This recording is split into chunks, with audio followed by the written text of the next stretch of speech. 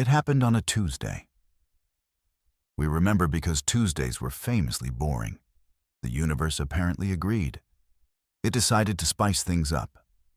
For 1 second, exactly 1 second, every star in the sky vanished. Not dimmed, not obscured by clouds, they were gone. The velvet black of space became a flat, featureless void. We saw it from our city balconies. We saw it from our orbital stations. We saw it through our most powerful telescopes. Every eye and every lens saw the same impossible thing. Nothing. A silent, profound emptiness where there should have been a billion galaxies. Then, just as suddenly as they left, they returned. Every star snapped back into its exact place. The initial reports were chaos. Mass equipment failure was the first guess. A coordinated systems glitch across the entire planet. But the astronauts in orbit saw it too. They felt it in their bones. The universe had held its breath. It was a cosmic stutter, a skip in the record of reality. Experts offered theories, gravitational waves from an unknown source, a previously unknown atmospheric phenomenon. Some even whispered about collective hallucination. But we all knew. We all felt it. That single second of perfect darkness was not natural. It was the first sign we were not alone, or real. The world tried to move on. News cycles are hungry beasts. They need fresh fear to chew on. The Great Blink, as they called it, became a meme. It was the punchline to a cosmic joke. People wore t-shirts with blank star fields. For a few weeks, we pretended it was just a strange story. We convinced ourselves it was a once-in-a-lifetime event.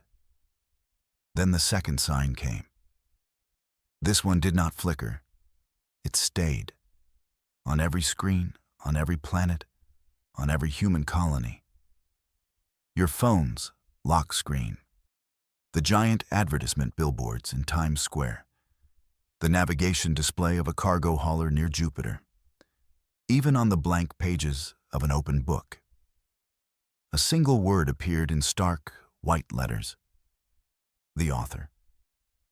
It wasn't in any known language. Yet everyone could read it. It settled in our minds with perfect clarity. The word was not projected onto surfaces. It was part of them, like a watermark on reality itself. You couldn't wipe it off. You couldn't delete it. You couldn't paint over it.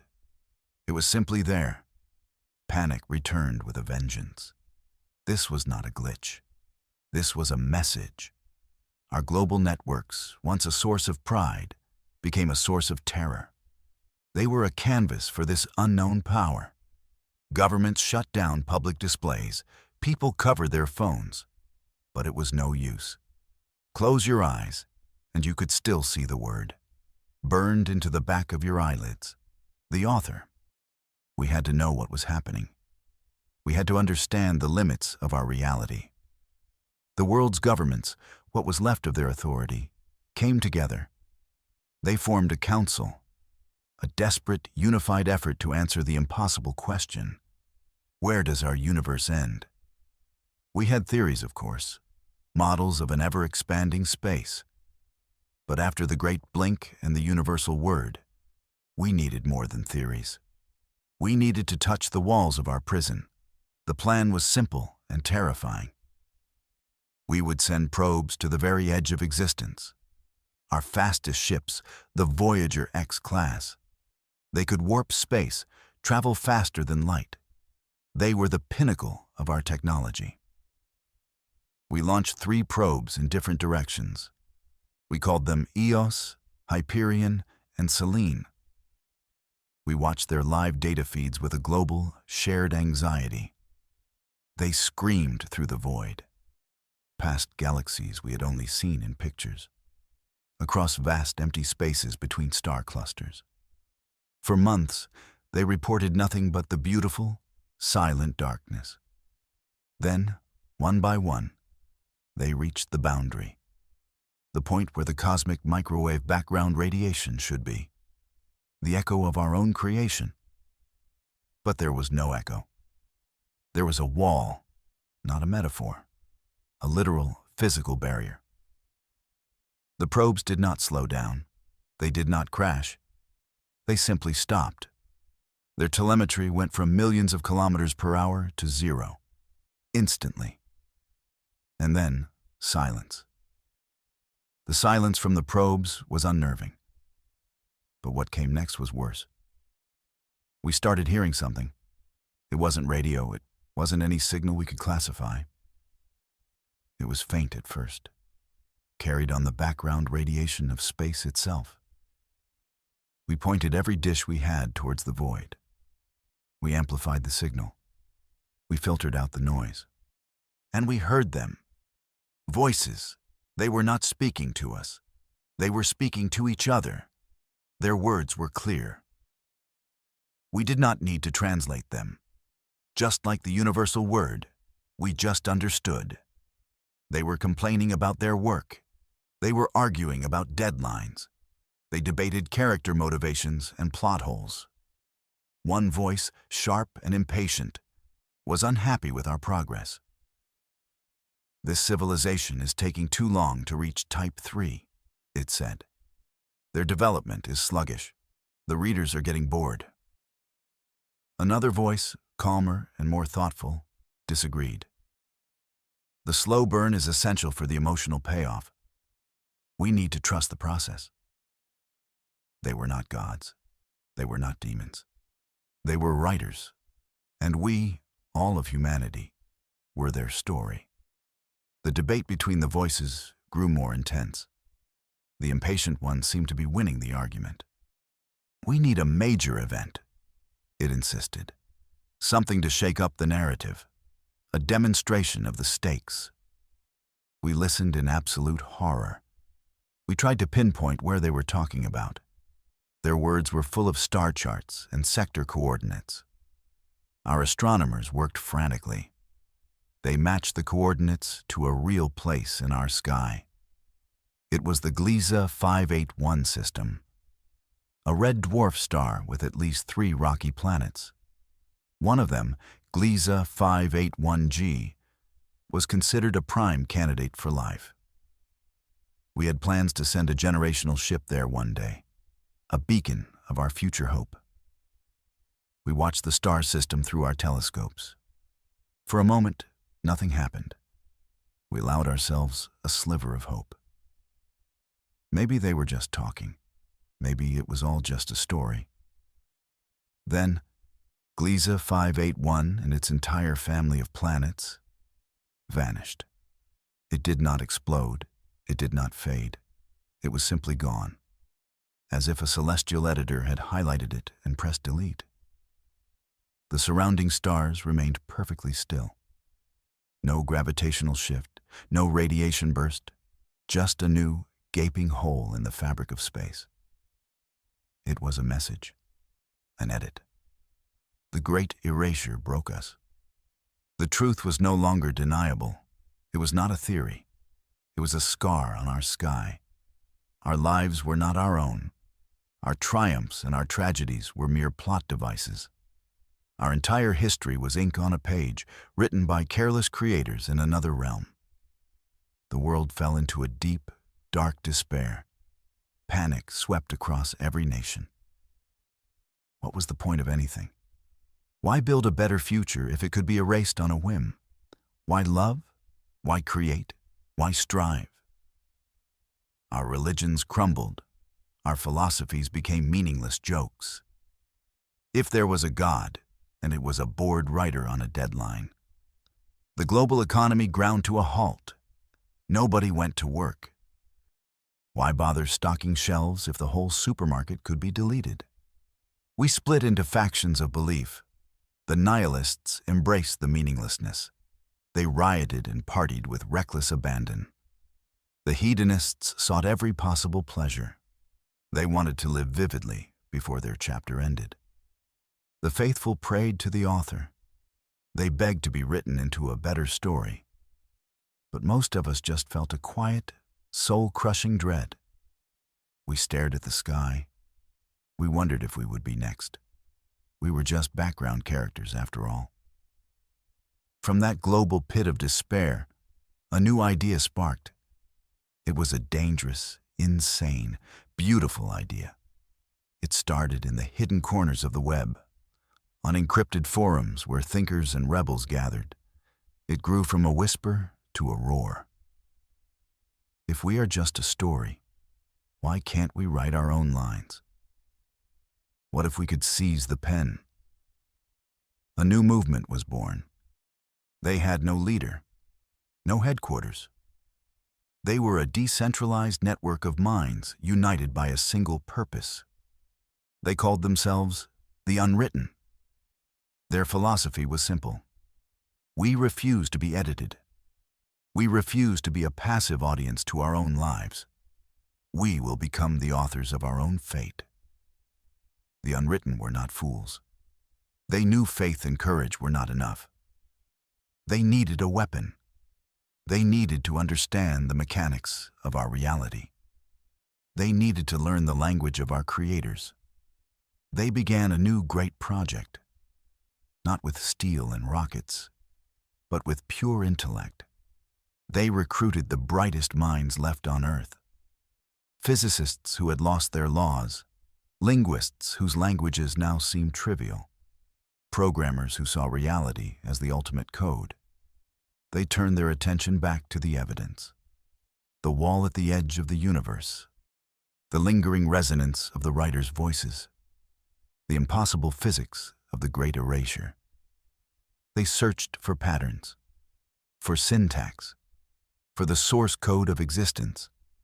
They treated the laws of physics as a programming language. Gravity wasn't a force. It was a function. The speed of light wasn't a constant. It was a variable. Slowly, painstakingly, they began to crack it. They discovered that reality was built on a complex, layered grammar. It was more elegant than mathematics, more profound than music. It was the language of creation itself. And for the first time, we were beginning to understand it.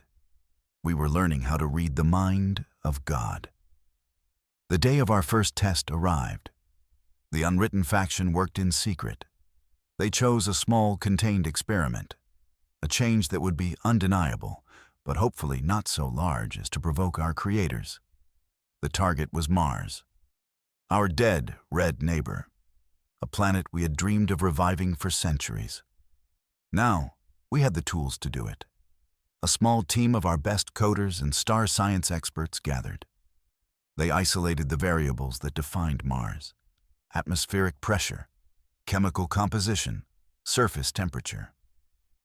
They found the lines of code that read thin carbon dioxide and cold, sterile. With trembling hands, they wrote a new line, a simple patch. They changed the value for atmospheric composition, adding oxygen and nitrogen. They tweaked the variable for magnetosphere, giving it a shield.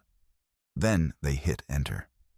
Across the world, every telescope, professional and amateur, swung towards Mars. For a few agonizing minutes, nothing changed. Then it began. A subtle blush of blue appeared on the edge of the planet. Spectrometers went wild. They detected massive plumes of oxygen. Water vapor, locked in the ice caps, began to sublimate. A faint, white haze of clouds started to form. It was happening. A dead planet was waking up. We had performed our first edit. We had hacked reality. The authors noticed. Of course they noticed. A dead planet springing to life is a pretty big continuity error. We had hoped they might see it as an interesting plot twist. We were wrong. They saw it as a bug, a virus in their system. Their response was swift and brutal. They decided to teach their unruly characters a lesson. The narrative war began. It was a conflict unlike any in human history. They did not send warships. They sent plot twists. A rogue black hole was written into the path of our most populous off-world colony. We countered by editing its trajectory, sending it into a harmless nebula. They introduced a star-borne plague, a biological horror that spread faster than light. Our biologists worked with the coders. They wrote a patch for our DNA, a universal retrovirus that made us immune. Our reality became a battlefield. They threw monsters at us, creatures of nightmare summoned from the raw code of the void. We learned to write digital exorcisms, deleting them from existence. They tried geological warfare, supervolcanoes and megaquakes. We learned to edit tectonic plates, soothing the planet's anger. It was a terrifying, exhilarating battle. We were not just fighting for survival. We were debugging our own world in real time. In the crucible of the narrative war, one person began to shine. He was not a soldier or a politician. He was a linguist. Dr. Aris Thorne. He was one of the original minds who helped decipher the language of creation. But he started doing things that went beyond the code. The rest of us were like programmers following a manual. Aris was like a jazz musician. He was improvising. Where we would carefully rewrite a line of code, Aris would compose a whole new stanza. He didn't just move the black hole. He transformed it into a stable wormhole, creating a new shortcut across the galaxy. When the plague was released, he didn't just write a cure. He rewrote our immune systems to be even better than before. His actions were unpredictable. They seemed to come from intuition, not logic. The authors could not anticipate him. He was a bug they could not patch. He was a character who was writing his own script. He was not just unwritten. He was something new, an emergent property of the system. He was the first truly free human being. He was our hero. Aris Thorne knew this war was unsustainable. We were winning battles, but we were living on a battlefield. Every moment was a struggle for existence. He realized that fighting fire with fire was not the answer. We could not defeat the authors at their own game. We needed to change the game itself. He conceived his most audacious plan yet. He would not edit a planet or a person. He would edit the medium that separated our worlds. Using his unique, intuitive grasp of the language, he found a loophole, a way to send a message not through space, but out of it, a way to speak directly to the beings on the other side. He focused all his will, all his understanding. He composed a message not of defiance, but of curiosity. A simple, elegant packet of information directed at the boundary of our universe. He addressed the one voice he remembered most clearly, the calmer, more thoughtful writer from the first debate. He opened a channel across the void, and he sent a single question that echoed in the space between realities. Why? There was no immediate reply. For days, the narrative war seemed to pause. The monsters retreated. The cosmic disasters abated. A tense silence fell over our reality. We wondered if Aris had failed, or worse, if he had simply provoked a final, devastating response. We waited. Humanity held its collective breath, just as the universe once had. Then, an answer came. It was not a new plague or a rogue star. It was a voice. The same calm, thoughtful voice Aris had addressed. It spoke not into the void, but into his mind. And through him, into all our minds. The voice was weary, resigned. It sounded less like a god and more like an overworked artist. The author explained their struggle. They were not omnipotent. They were creators, yes, but they were bound by rules we could never have imagined. They had editors. They had publishers. They had a market. Our universe was a commercial product. It had to be entertaining. It had to perform well. Their power was immense, but it was not absolute. They were facing pressure from their superiors. Our story was dragging. The viewing figures were down. They were being told to wrap it up, to start a new project, to cancel us. That revelation changed everything. It was the ultimate plot twist. We were not fighting gods. We were fighting a corporation. Our existence was subject to market forces. The authors were not our enemies. They were just employees, trapped in their own system. Suddenly, our struggle was not for survival, but for relevance. We needed to make our story too good to cancel.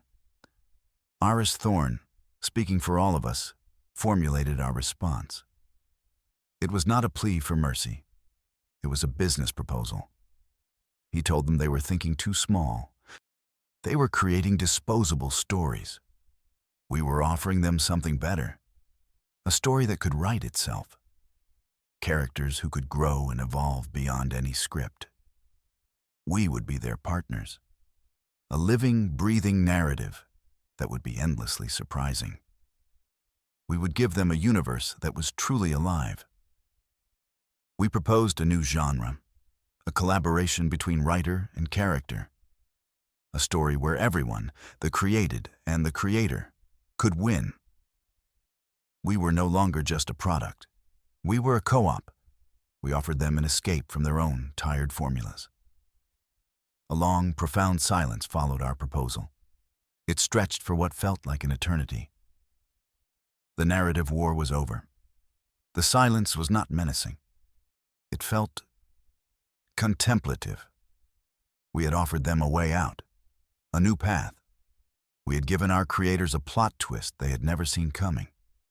The entire human race waited for the verdict on our own existence. Then, the calm voice spoke one final time. It echoed not just in our minds, but in the very fabric of our reality. It was not a command. It was an agreement, a release, a single, perfect word. Proceed. And with that, they were gone. The voices faded. The presence we had felt at the edge of our perception vanished. The wall at the boundary of our universe, the hard stop our probes had hit, dissolved. For the first time, our telescopes could see beyond the known. They saw new star fields, new galaxies, an infinite expanse of potential. The universe was bigger than we had ever been allowed to know. We were alone, truly alone. The silence was no longer frightening. It was peaceful. It was the silence of a library before the first story is written. The silence of a clean slate. The authors had stepped away. The stage was empty. The story was now ours. And we had a universe of blank pages to fill.